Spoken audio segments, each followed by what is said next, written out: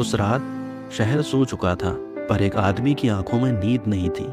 Table पर कागज फैले थे, नाम, सैकड़ों नाम।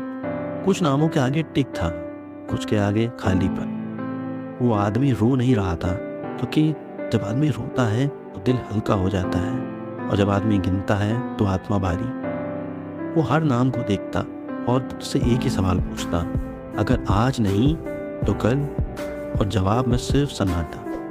यहीं से सिल्डर्स लिस्ट एक फिल्म से ज़्यादा बन जाती है। ये कहानी नहीं, एक बोझ बन जाती है, क्योंकि सबसे खतरनाक अपराध वो नहीं होता जो हम करते हैं, बल्कि वो जो हम रोक सकते थे पर किसी कारण से उसे रोक नहीं पाए।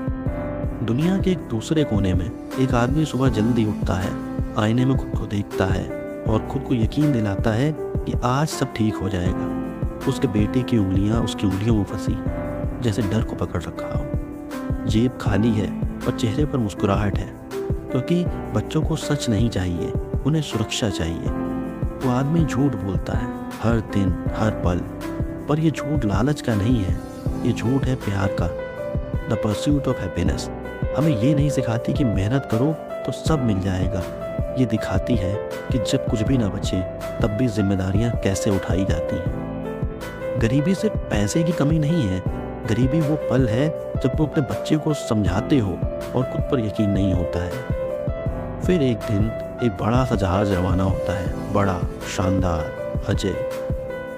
लोग तालियां बजाते हैं, क्योंकि इंसान को अपनी बनाई चीज़ों पर हद से ज़्यादा भरोसा होता है। उसे घमंड उठता है इस बात का। समंदर शांत है, बहुत शांत, जैसे कुछ कहने वाला हो पर बोल नहीं रहा।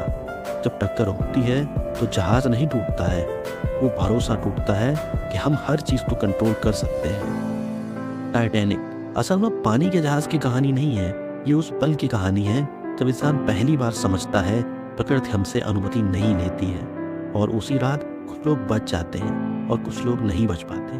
क्यों? क्योंकि उस पल इंसान बराबर नहीं होते हैं, और ये सच आज भी जिंदा है।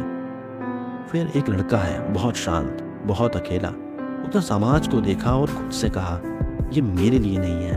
वो भागता नहीं है, वो निकल जाता है। ना नियम, ना पहचान, ना भविष्य, बस खुली सड़क, इनटू द वाइल्ड। हमें रोमांटिक आज़ादी नहीं दिखाती है, ये दिखाती है इंसान अकेले रह सकता है पर खुश नहीं रह सकता, क्योंकि खुशियाँ बांटी जाती हैं, खुशियों को कभी हम जीत नहीं सकते। अब इन चारों कहानियों को एक साथ रखो। क्या तुम इसमें खुद को देख पा रहे हो? एक आदमी जो देर से समझता है, एक पिता जो टूट कर भी खड़ा रहता है, एक समाज जो खुद को अजय समझता है, एक लड़का जो सब कुछ छोड़ देता है। ये चार चेहरे असल में तुम्हारे ही रूप।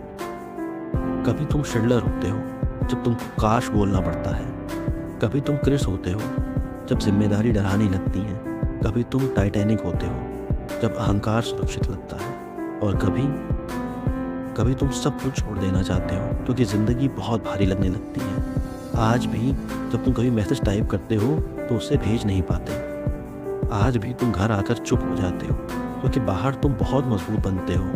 आज भी तुम्हारा भरोसा सिस्टम पर है, इंसानों पर नहीं। आज भी तुम भीड़ में खड़े होकर सोचते हो, मैं यहाँ पर क्या कर रहा हूँ।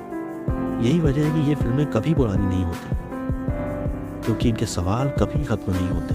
फिल्म खत्म हो जाती है, स्क्रीन भी काली हो जाती है, पर असली कहानी तब शुरू होती है जब तुम अपने फैसलों से भागना बंद करते हो। और सबसे आखिरी सच यही है, फिल्में तुमको कभी नहीं बदलती, वो बस आईना पकड़ती हैं। देखना तुमको होता है, क्योंकि हर इंसान की ज़िंदगी में एक ऐसा सीन ज़रूर आता है जहाँ कोई म्यूज़िक नहीं होता है। वही सीन सबसे सच्चा होता है।